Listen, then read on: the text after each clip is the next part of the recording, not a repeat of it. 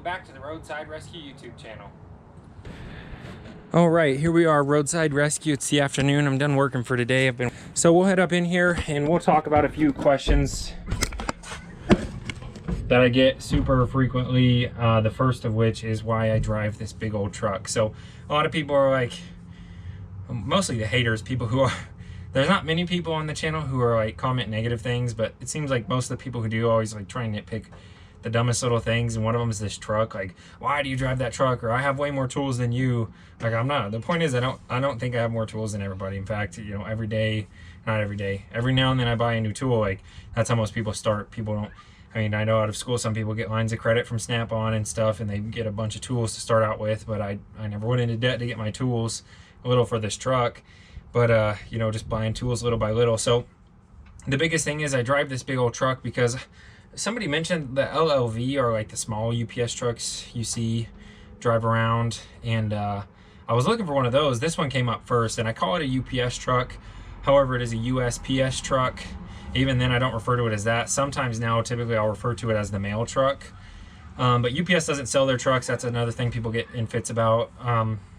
Yeah, so it's the same exact vehicle built by the same company, same chassis, same everything. It's just, it was owned by the government mail service and not the UPS service. Technically, I think it's called a postal 2-ton. I just call it the mail truck or the UPS truck. It's a ubiquitous term. It's not a specific identifier to this truck. So that's my cause there. This is just a retired mail truck. But I was looking for one of the smaller ones because I thought, man, that would be super cool. But they're pretty small. You can't actually even like really stand up all the way in the back of them. But I thought it would be awesome, you know, an awesome little space to keep my tools in. It's closed in. So back to the haters, everybody's like, you know, I have more tools than you. I do this out of my minivan, you know, you retard, you could put all those same tools in a minivan and still have space. Well, the biggest thing is probably no, I couldn't. There's probably too many tools for a minivan. It's going to be bogged down. I mean, the tires on this thing are rated for 14,000 pounds. So this thing can haul a ton, not just tires, the suspension, everything. I think it came from out of state. The frame's a little rusty, but out here in Utah things aren't typically rusty. It's just a little bit of surface rust. Getting back to the point, I drive this big old truck for many reasons. One is, if you saw at the beginning, I've got this huge old advertisement on the side, so I don't pay any more advertising fees. The little bit extra that this would cost in gas and fuel, which people complain about, more than makes up for the amount of advertising that I would have to do for my business. And the second thing is, you can't do this in a minivan. You just cannot walk back here. You can't stand up. Here's my head to the roof for a comparison. So there's probably 1.5 feet extra space there. I'm never worried about hitting my head. Coming all the way to the back, I mean, there's plenty of room. It's probably 10 feet long in the back here, 10 to 12 feet. And you know, I've got toolboxes. I can move shelves around. I've got a lot of my case tools up on these shelves. I'm thinking about putting my shoulder shelf in here, which used to be behind me on this side, and putting another toolbox there and a side locker, maybe moving this and putting a toolbox here. I'm not sure yet. And this is just sitting here because, you know, there's so much extra room. Obviously I'll maybe fill it all up one day, but there's things like a big old shop press and stuff I don't want to get. For right now, I don't, you know, this space isn't you know, critical. So I threw my old truck bench seat back here when I'm on jobs, getting real hot or doing some research. Then I'll sit back here, eat my lunch, drink some water, whatever, just relax, lay down and take a 5-minute siesta. Yeah, so I've got these toolboxes. The other thing people always complain about, these toolboxes aren't bolted to the wall. I lock them up, the drawers slide, but yeah, they don't, you know, I lock them up and they never fall over. The thing is, I just take all the turns super slow. I'm just very cautious when I drive this thing and keep my space. The thing I had to do with this one though is because I would leave it unlocked when I was on jobs, and this is the curbside, so you can see the drawer kind of wants to creep open by itself. That one's not too bad, but all these other ones would open by themselves. Well, now they don't. That's because I took the drawers out and actually bent the rails on them with a rubber mallet and put the drawers back together. So they're pretty tough to open. You got to kind of yank on them. That keeps them from opening up when I park curbside down, because one time I was working on my neighbor's car out here just out front, and I heard a big crash, and I thought, oh man, kind of felt it in my gut. That better not have been my toolbox. I came in here and sure enough it was. And it bent one of the drawers, and that's what gave me the idea, because that drawer never opened up on its own again. And so, yeah, not to get long-winded, that's the biggest reason I drive this truck. It came up, it was a really good deal. People often ask where you can find these. Auctions are the best place to find them. I found this one on Facebook Marketplace, and I've seen plenty on Facebook Marketplace.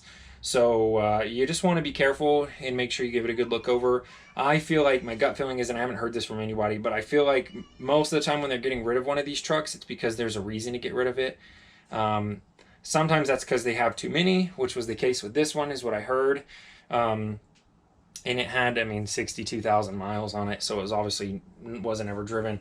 But you know, if they develop a problem, then rather than fix them, I feel like they're just going to get rid of them. So just keep that in mind when you look for these. I paid $6,500 for this. The guy I got it from paid $7,000 at an auction for his company, but it just didn't fit his needs, so he sold it for a loss. Yeah, I mean, and sometimes I just keep stuff up here too. Like, this is my disc golf bag, and you know, it's not a tool, but I just put it in here to keep it safe. And stuff, you know, injector cleaners, valve cleaners. You know, there's tons of space. There's some tools I don't have in here right now. These I've gotten from AutoZones because I used to be friends with one of the managers who was at AutoZone. He formerly quit, but he did give me these when he used to work there. He said I could have them. And another question somebody's asked is, in shops you're supposed to keep aerosol cans of flammable stuff in a fireproof container. I don't have to have any sort of fire inspection or anything, being a mobile business, so I never had to, you know, pass a fire inspection, so I just leave them in there. It's not that big of a deal. If I was worried about it, yeah, I could get a fire cabinet, but I'm not. We're very worried about it. I don't think those are going to spontaneously combust. There's other things I'm more worried about, like a bucket full of oily rags. Those can spontaneously combust, I think, a lot easier than a can would. Yeah, so I've done a tool truck tour. There's videos going through all my drawers, what I keep in them, all my wrenches and stuff. Again, my tool collection isn't the largest, nor do I think I want it to be, nor do I claim it to be. Just has enough for what I do, and every now and then when I come across something that I can't do, then I get a tool for it. So if you have any comments, leave them down below. Any questions that you want me to answer in a future video. That's the biggest thing. Mostly just kind of trying to address the haters who are always like, that's ridiculous, you shouldn't drive such a big truck. I mean, again, I'd be impressed if somebody could fit all of this in a minivan. If they could, second off, then it'd be just, you know, way loaded down and be a little bit dangerous. And again, it's just the advertising. The extra fuel cost is negligible to me. I charge it towards the jobs I do. I already charge the fuel cost, the time to travel, and again, just the big old wrap on the side with my company logo. I'm just a driving billboard. People see me parked on the side of the street fixing a car, and there's no doubt what I am. So it took me a while to get the wrap on. It had been planned for a while, but again, everything just worked out, and I would prefer driving this almost over any other vehicle I can think of. Every now and then I take the small truck that I got, which has been dubbed by somebody in the comments the Rescue Ranger. I really like that. So I drive the Rescue Ranger on smaller jobs and diagnosis, because sometimes, you know, it doesn't make sense to drive this across town. I'm not going to be fixing anything or staying there for long. So to have the big truck out, you know, no big deal. I'll take the Rescue Ranger, which I may get wrapped one day. But if I was going to get another vehicle for this job and grow my business, which I'm not planning on doing right now, I would get another one of these. I think maybe one of the smaller ones too, to do smaller jobs like brakes and stuff would be cool, just to have it, you know, what I wanted originally. But even now, the amount of tools and toolboxes I have are too big for the small LLVs, which is what, you know, you see driving around your neighborhood delivering mail. So again, it's not a UPS truck. It's kind of a ubiquitous term I use, so that's another thing haters get upset about. It's just a mail truck, a retired mail truck, and it works perfect for what I need. In fact, I can't think of anything better. Oh, the other thing I forgot is it's super secure. The back locks up. It's got a 7-pin office lock style key. The front locks up. So the front door here.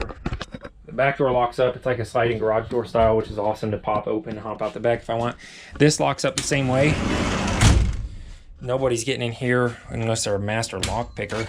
I may put a security system in here one day as well.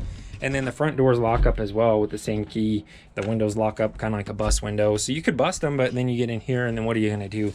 You know, you're not getting past this easy. Same thing with the back. You know, it's not easy to get into. So it's really secure. I used to have a toolbox in the back of my pickup truck, but somebody could open it up probably with a pry bar, or just if, you know, they were really determined drive away with it. And there was stuff like my jack and stuff that wouldn't fit in the toolbox, whereas here, every single item I have, whether it be just a random screw from the other day, I can throw it on the shelf and lock it up, and nobody's going to touch anything.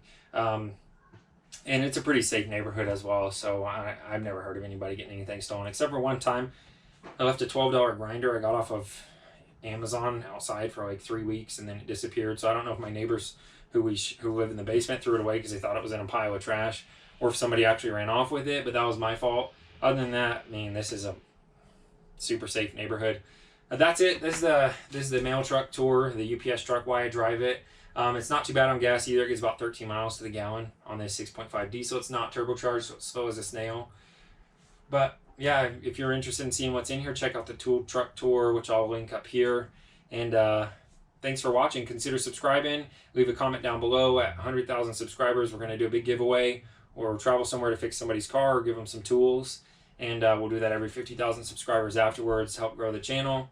I'd appreciate anything you can do. I'm Ernest. Thanks for watching. We'll see you on the next episode.